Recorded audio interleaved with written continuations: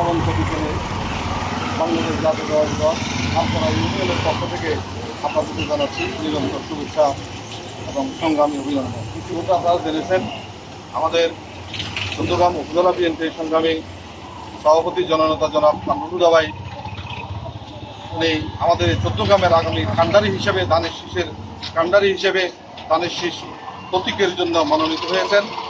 আমাদের ভারপ্রাপ্ত চেয়ারম্যান এবং জাতীয় মনোনয়ন কমিটি ওনাকে চট্টগ্রামের জন্য নির্বাচিত করেছেন, মনোনীত করেছেন। এই জন্য আমরা খুশি না বেজার। এই খুশিটাকে আমরা আমাদের প্রত্যেক পাড়ায় মহল্লায় আমাদের পৌঁছে দিতে হবে। আমরা যেহেতু আলপাড়া রাজনীতি করি, এখানকার পরিস্থিতি অনুযায়ী আমাদেরকে কাজ করতে হবে। আমরা খুব দ্রুত এই জন্য এই উপলক্ষে আমরা কিছু লিফলেটের ব্যবস্থা হচ্ছে। আমরা লিফলেট বিলি করব ঘরে ঘরে, ওয়ার্ডে ওয়ার্ডে এবং প্রত্যেকটা বাড়িতে বাড়িতে ইনশাল্লাহ।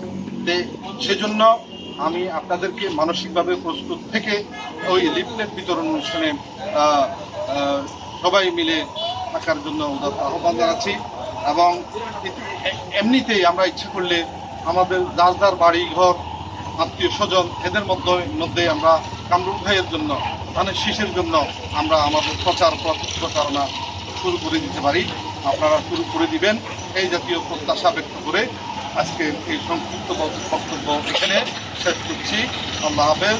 বাংলাদেশ জিন্দাবাদ, কামরুল ভাই জিন্দাবাদ, ধানের শীষ মার্কা জিন্দাবাদ, জননেতা জনাব তারেক রহমান জিন্দাবাদ, আপসহীন নেত্রী বেগম খালেদা জিয়া জিন্দাবাদ। ধন্যবাদ।